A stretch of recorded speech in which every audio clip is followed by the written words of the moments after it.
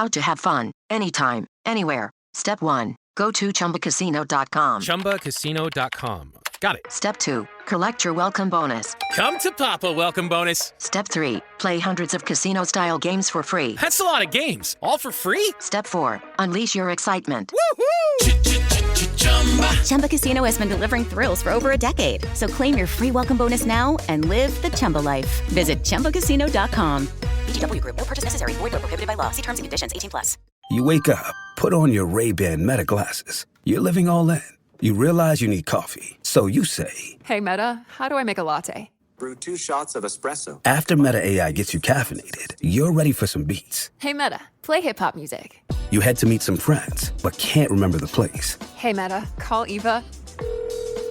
Ray-Ban Meta glasses, the next generation of AI glasses. Just say, hey, Meta, to harness the power of Meta AI. Shop now at meta.com/smartglasses. Light up your holidays with Vizio's 65-inch Quantum Smart TV, now just $449.99 at Target. Immerse yourself in a world of over 1 billion vibrant colors with quantum dot technology. Plus, wide viewing angle ensures everyone gets the perfect view during movie marathons, no matter where they sit. Stream your favorite festive songs from North Pole Radio using the built-in iHeartRadio app. But hurry, this deal won't last much longer. Give the gift of entertainment and get your Vizio 65-inch Quantum Smart TV for just $449.99 at Target today.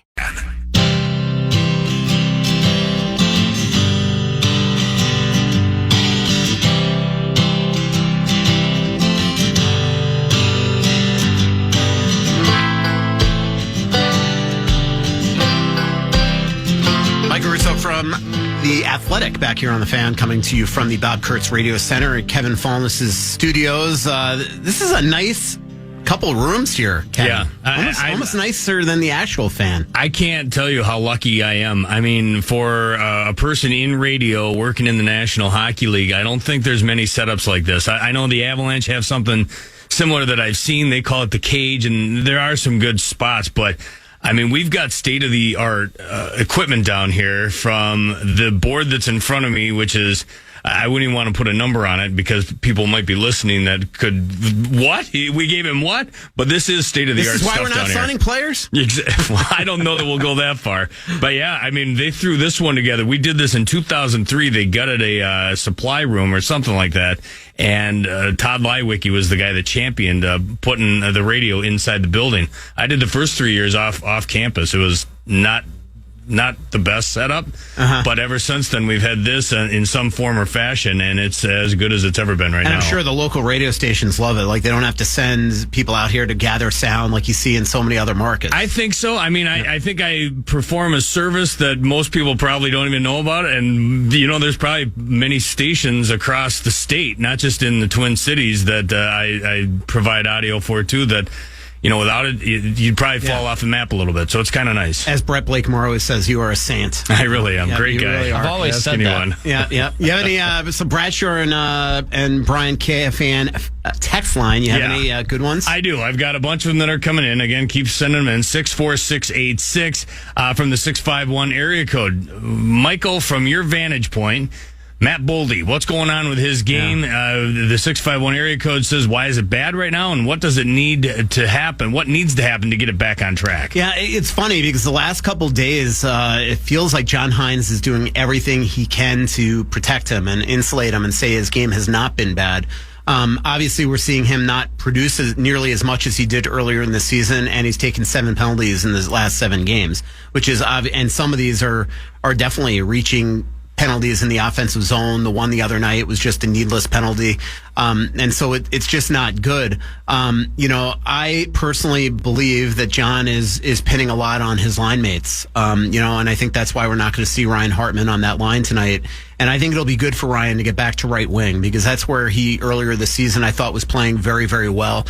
Now, Ryan's been playing with an injury all year long. Actually, I think it's been going back to last year. He missed time after the St. Louis game for a while on that long road trip with this injury. And it's when I see him in the locker room, it's clearly not fixed. It's something that he's probably going to have to deal with for a long time.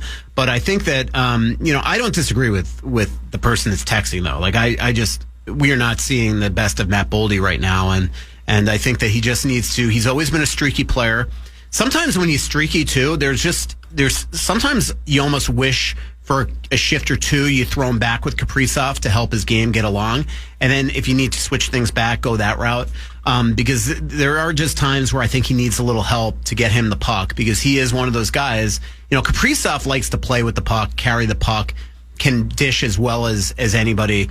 But Matt's got to be put into shooting positions. And we've seen lately some one-timers getting handcuffed because the pass has not been perfect from whoever's getting in the puck. And I think that he just needs one to go in, and then usually with Matt Boldy, once one goes in, 3 or 4 or 5 will go in quickly, but they need it quickly.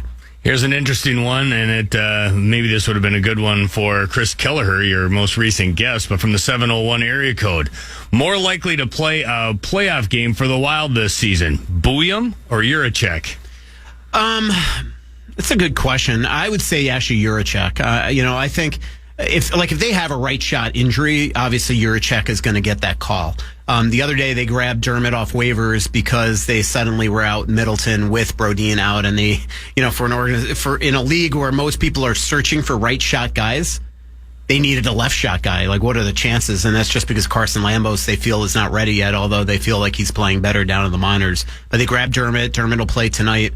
But I would say Juracek more so than Buyum. I think that if they sign Buyum after the Frozen Four, assuming that they're going to go to the Frozen Four, that, they'll give him... Remember, Brock Faber was not supposed to play playoff games, but he was so good in those 2 games that he got in the regular season that they're like, wait a minute, we're putting him right in the lineup. Buyum, if they've got Brodin, Middleton, and Chisholm healthy, or Dermott healthy, my guess is that he is not going to play right away in the playoffs. So that would just be my guess. But we'll see. Here's one from General Soreness to 64686. Michael, if Jack Capuano called you into the office as Michael, I wish I could do a Boston accent. Yeah, I can't. But if he says, Michael, come in here, what do we need to do on the penalty kill? What would be the first thing that you would tell Jack Capuano? This is what I would do to try to get things sparked for your leaky PK. 2 goalies. Let's try that. I don't think that's legal. Yeah. What's interesting is Jack has not got his hands really on the PK right now. It seems to be back to Pat Dwyer. Like the other day when they were working on PK and things like that, Jack was working on other stuff. And so I'm not positive that he's got his hands as much into it as they originally had planned. One thing I think it's a personnel issue at this point, because it's been the same guys. And now earlier this season, like, one big issue is they're not winning a draw. So having Eriksson out of the lineup hurts. Huznadinov's got to be better in the circle. They've got to get better draws from guys like Gaudreau and Huznadinov, but then they got to win 50-50 pucks. We saw in the goal the other night, the goal the other night, I mean, that's one where they score 7 seconds in because they don't win a 50-50 puck. That's part of it. When Trennan was in the lineup earlier this season, their PK was doing really well. He was great in the neutral zone on their forecheck, just disrupting plays. That's where it all starts. But I've joked about this at times on the podcast, but there might come a point where you just want to try guys like Kaprizov and Boldy. Remember, Jack's philosophy is that stars can be on the PK. We saw it the other night with Reinhardt and Barkov. We've seen it in New York with guys like Kreider and Trocheck. We see it in Toronto with Matthews and Isn't Marner. Hughes doing it in New York too? Hughes is doing it in New Jersey. Yeah. In Stützle and Claude Giroux and players like that. And, it keeps people honest. And there's a reason why Kirill Kaprizov and Boldy are on every 5-on-6, because they feel like, John has explained it, that the offensive instincts that they have lend itself to, they know just instinctually where pucks are going to go on the flanks and things like that. And you just wonder if those guys on the PK, maybe even thinking offense, like, what do you have to lose?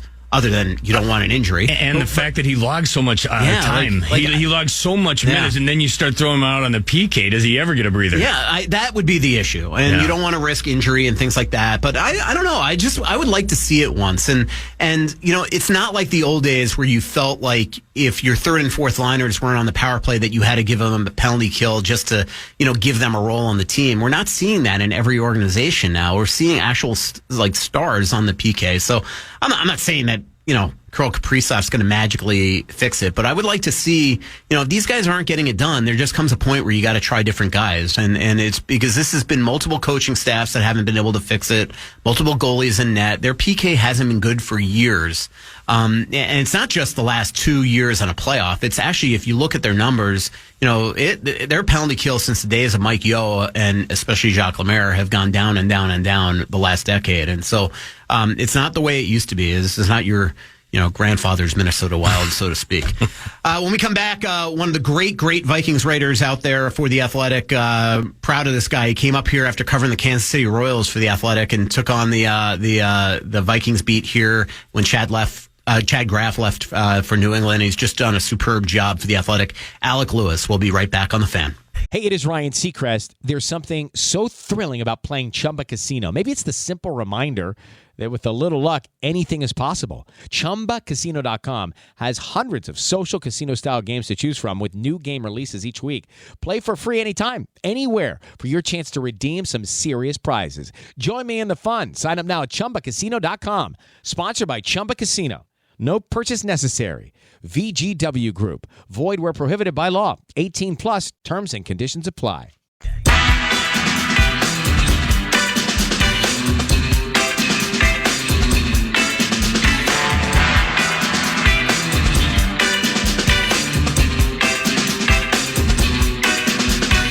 Michael Russo from The Athletic back here on The Fan. Nick Bjugstad, Marcus Foligno still to come. Joe O'Donnell, the voice of Wild Radio, will be in here the last hour or so of the show as well, before his big Instagram video that he does every single night, Kevin, with Kevin Gorg. Oh, I rarely hear them, but we can see them from our perch up in the Al Shaver press box. Him and Gorg, of course, talking with his hands the whole time. I'm sure it's awesome to watch on the Wild Instagram. And him holding like the Bacardi bottle of rum and everything. It's pretty funny. Like Gorg, who doesn't drink. Exactly. So it's kind of funny. Yeah. Hopefully I didn't just ruin that endorsement. One of the biggest prides that John Krasinski and I have here in Minnesota is our Vikings writer and our Vikings coverage. Alec Lewis came here as this young pup that covered the Kansas City Royals for The Athletic. Took over the Vikings beat right at the beginning. I think was it Mike Zimmer's last year, Alec? No, it was actually O'Connell's first year. So 2 years ago, 22. It feels like 10 years ago because this team is absurd. But yeah, 2 years ago. That's pretty awesome. By the way, you want to hear something funny? So I got a text message the other day from John Krasinski, and I didn't think he was serious, but it turned out he was. He asked if I wanted to cover the Wolves game tomorrow. And I'm like, what? Luckily the Wild have a game against Winnipeg. It was a great excuse to get out of it, but he actually genuinely wanted me to fill in because you were on the road. Yeah, and he knows I would have loved doing it. Like during the playoffs last year, I think I bothered him every week. And it's funny that you mentioned it because PA was giving it to me earlier today about the fact that I didn't bother John for last night, and I just didn't do it because I knew that he had real work to do. And if I'm sure you saw the story that I read this morning, and he did the job. I know that. Yeah, he always does, and obviously a big loss for the Wolves. But Cat just came in here and just lit it up, and it's pretty cool. It was kind of cool. I mean, watching him come in here and just say, hey, I'm going to perform. I thought the same thing, and it's so interesting, and I've thought about it a lot with this Viking season, and you see it every day covering the Wild. Like they're just like the team chemistry and just the vibes around a team. Like it's very easy to just pick up. Like right now, if you go to a Vikings locker room, you're going to see like Jordan Addison and Justin Jefferson like playing basketball on a mini hoop that they put in the locker room. Like it is just that type of situation. I feel like with the Wolves this year, you can just kind of just even sense watching the games, the difference in terms of energy and relationships on the court. So I don't know. I always find that stuff so interesting. Maybe that just is the nerd in me that loves the chemistry aspect, but I got to think it matters. No, absolutely. I covered actually the Heat in 2005, and that was the year before. I think they won it all. And just watching like D Wade and Shaq and Eddie Jones and Damon Jones and how these guys got along, Udonis Haslem, you just knew they were building something special there, and it's obviously big. And that's what's going on right now with your juggernaut of a Vikings team that suddenly has the ability to win the NFC North. A huge game coming up on Sunday in Seattle. Not going to be just a cakewalk, though. No, and I think it's great that you say that, and that's kind of been my, reminder, not only to myself, but also just in writing. I mean, this Seahawks team is very interesting. It is the first year of a new head coach up there in Mike McDonald, who's a very sharp defensive guy, young guy, who took over for Pete Carroll, who's obviously a legend and really built the culture and the successful organization that he built up there. And this team, it's been up and down this year. Geno Smith at quarterback's kind of interesting. Their offensive coordinator comes from college, so he's interesting. They just have not been very consistent, but they have a lot of talent. Like, I was at practice, right after practice ended a couple of hours ago, I was talking with the Vikings executive, and he's just like, Alec, like the defensive front on this team is menacing, and they have interior guys, Leonard Williams, Byron Murphy, the rookie. They've got Jaron Reed, a former Alabama guy that can really wreak havoc. And I know, just watch some of these games, like the Vikings offensive line, to me, is still partly a question. So to go up to Seattle, to play in that environment, and then to play against a team that does have the talent like Seattle does, it is going to be a test. And it is an important one if this Vikings team wants to secure some stuff down the stretch that I don't think anybody in the entire world thought was possible a couple months ago. By the way, when you were talking to this employee, were you doing it by your special parking spot at TCO? Oh my goodness! I cannot believe I can't believe you picked that up. So you got a good source. I mean, I know you do, but that's impressive. So you got a special spot. I'm not being given wrong information.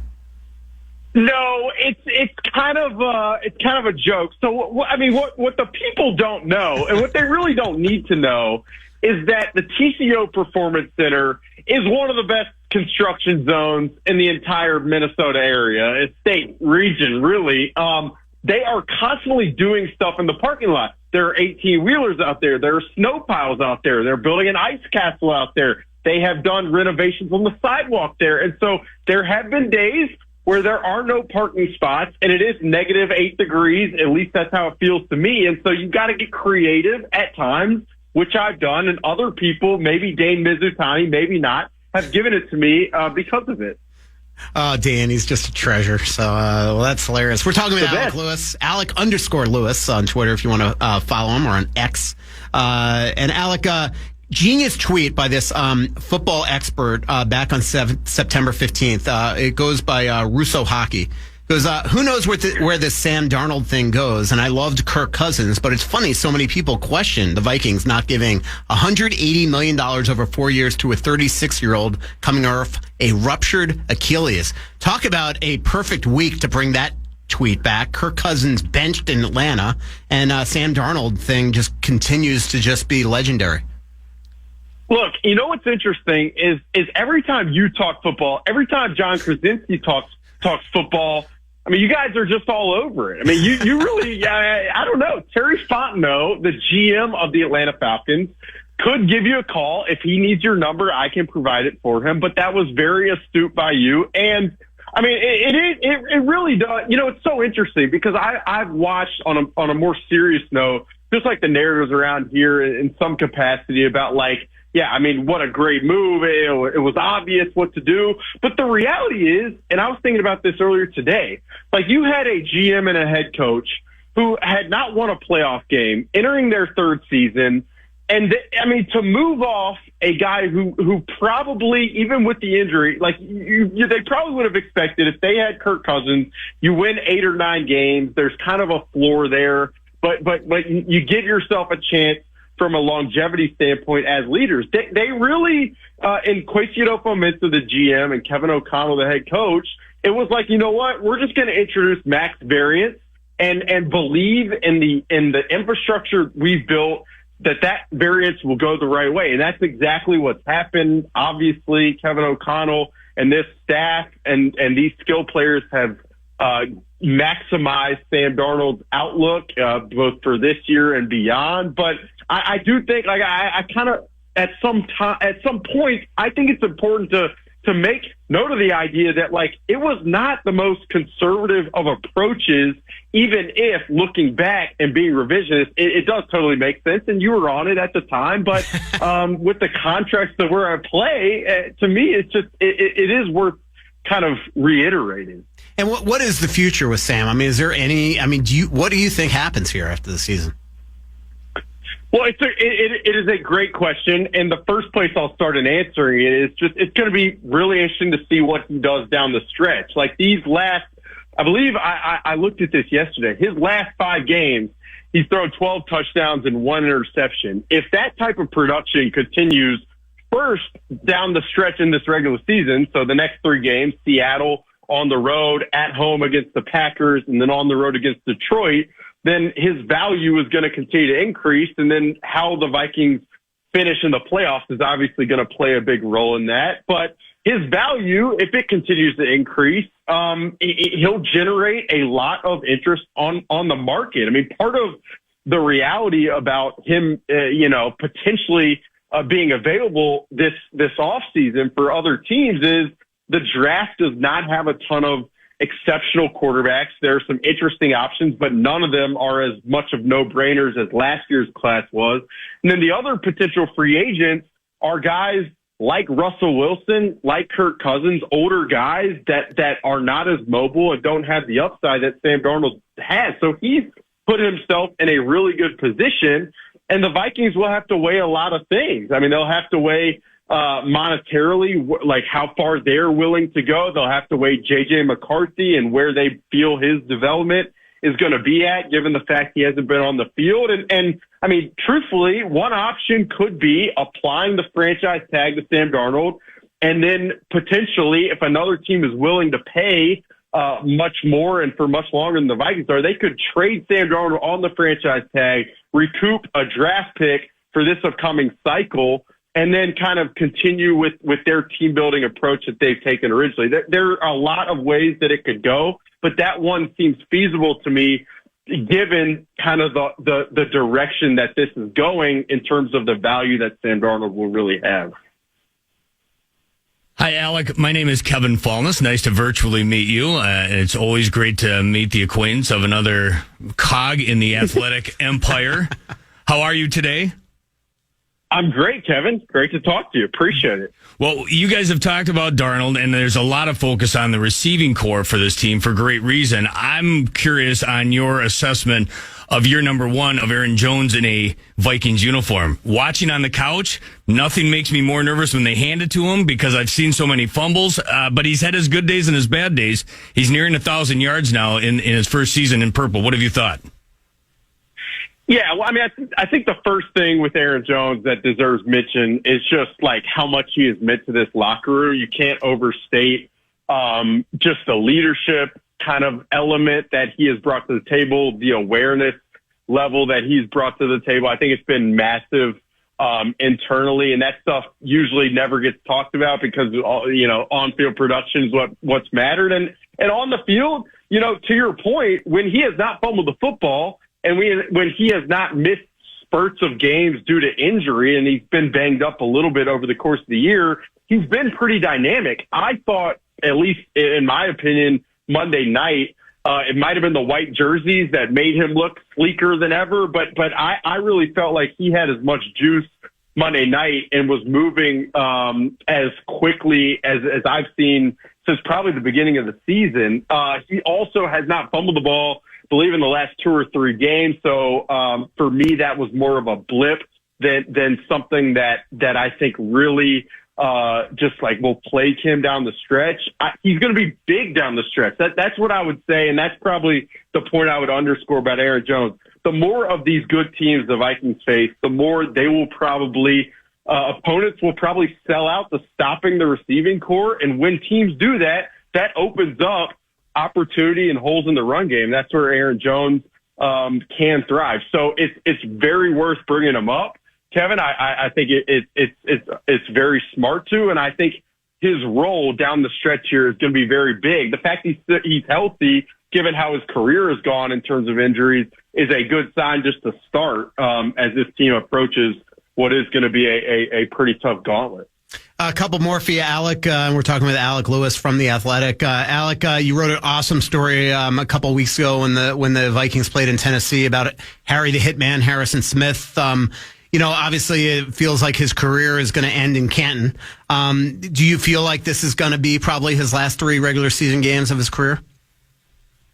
I'm not willing to go there, Michael. Like he's played forever. Like we joke all the time, like he's going to be 47, still calling signals on the back end. But, I really think he's having such a good time right now playing under Brian Flores and in this defense and playing alongside guys that he's grown very close with. And that's not only players, but like every Friday morning, he and Kevin O'Connell drink coffee in the office together, and they're talking football, but they're also, I think, talking life a lot of times. I just feel like maybe even Brian Flores' kind of integration within this staff kind of it's brought a little bit of a resurgence with Harrison. That's not to say that he fell off at all. I just feel like he is enjoying things at a really high level. And he's always said, as long as he feels like he can make the impact and as long as he's enjoying it the way he always has,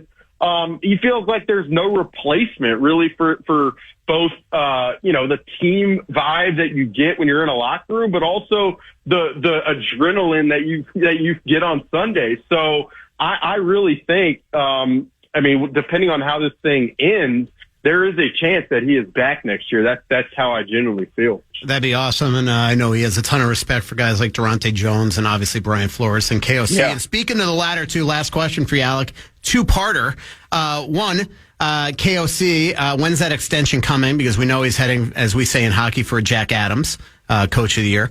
And the other one is your Chicago brethren come to town and they're all writing about Brian Flores and trying to pluck him from the Vikings here. Not only one story, I think there were like 2 that day. What's the future of Brian Flores here in Minnesota? Yeah, I'll start with Flores and then end it with Kevin O'Connell. I feel like it's worthwhile. Yeah, it was funny. Brian Flores, I had a couple of our Bears writers at The Athletic. They come to me. They're like, what would the Vikings defenders be good talking about Flores and potentially him becoming a head coach? I'm like, yeah, they'll talk about him all day long for the job that he's done and the relationship that he has with them. I would say to you, Michael, that it's based on merit and the job that he's done here in 2 years, both from a schematic standpoint, from a mindset standpoint, from a identifying personnel standpoint. It has been an unbelievable job that he's done to take this defense from where it was in 2022 when Daniel Jones was throwing for 300 yards at US Bank Stadium against them to doing what they've done the last 2 years. Again, so you really can't say enough about it.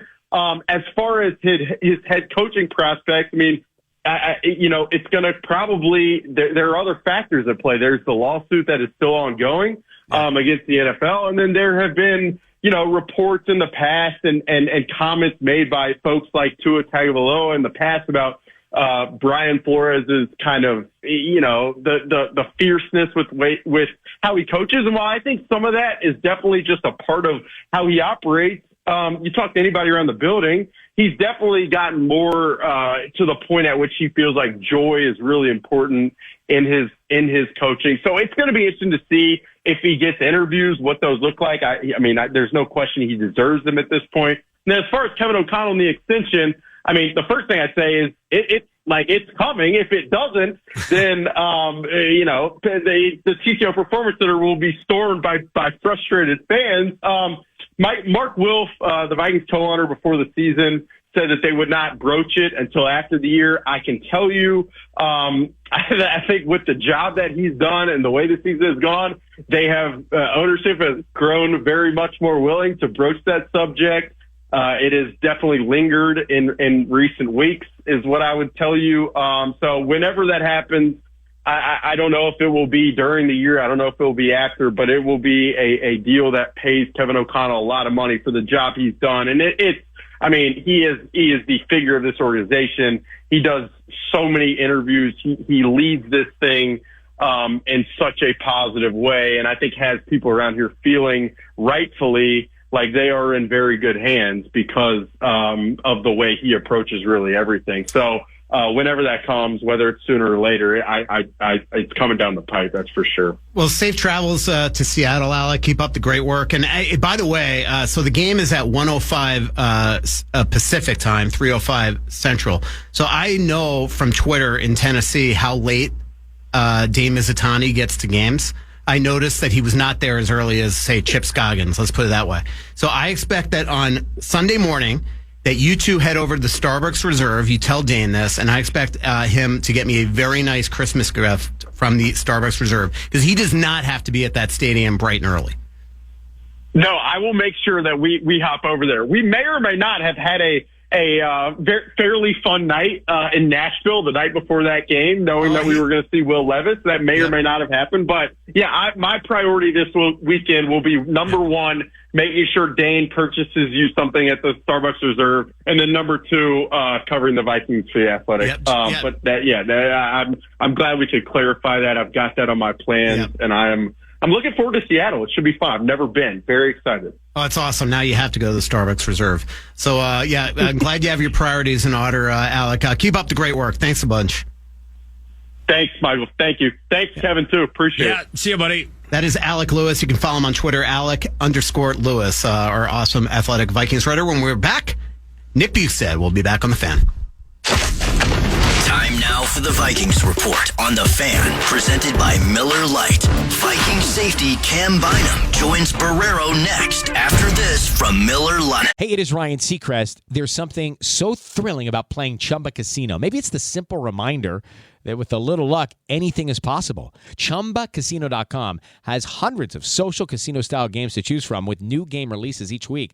Play for free anytime, anywhere for your chance to redeem some serious prizes. Join me in the fun. Sign up now at ChumbaCasino.com. Sponsored by Chumba Casino.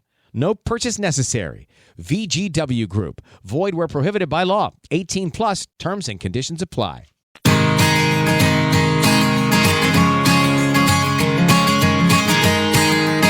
Michael Russo from The Athletic back here on The Fan, and happy to be joined by former Mr. Hockey, University of Minnesota star, former Wild star, and now Utah, second stint with Utah Hockey Club, Utah Utes, Yetis, whatever. Nick Bjugstad. Nick, last time we spoke, you guys were trying to get your game together, and here you are, and you got point streak in 6 straight games, 7-1-2 in your last 10. Yeah, I think last time we talked, I mentioned just that we felt like we were trending in the right direction, just weren't getting the reward for it. So we've been sticking with it. Our identity is starting to come about, and I think that's important for us. Just kind of figuring that out, and I think Minnesota Wild, obviously one of the best teams in the league. So it's fun to come in here and play. And last time we played them, it was a close game, and I think we're trending in the right direction, and we want to keep growing as a team. Last week I was just blown away by the atmosphere inside Delta Center. Then yesterday, 2 days ago, Ryan Smith opens up 2,000 tickets to give away for free right at the gun. Just disappeared off the map in seconds, and you had a packed house, win a big game in overtime. It's just for what you guys as an organization have dealt with the last couple of years to have an owner this committed. It's just got to be incredibly inspiring for all of you guys. Yeah, really cool for us, especially the guys that were in Arizona that haven't experienced, the full fan experience. And nothing against Arizona. I obviously didn't get to experience the Gila Arena except playing opposing, but coming into Utah, just the response from the fans, and obviously that starts from the top, Ryan and the Smith Entertainment Group have done a great job of making it happen. So, it's loud. It was really loud the other night.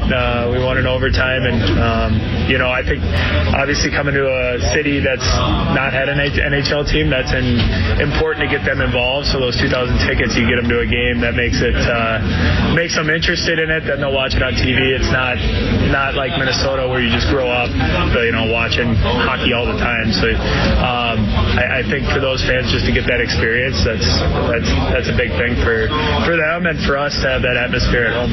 We're talking talking with Nick Bjugstad. Last time we talked, also you joked that you almost lived in Park City for the skiing, but didn't want to potentially have a whiteout where you couldn't get down the mountain for a game and things like that. I heard that your wife just had a skiing accident. Wow, who'd you get that from? That's good, Roos. Yeah, she's got some bad results this morning, torn ACL. So, oh my goodness. Yeah, the girls were having a good time skiing. I think she caught a patch of ice and went down the wrong run.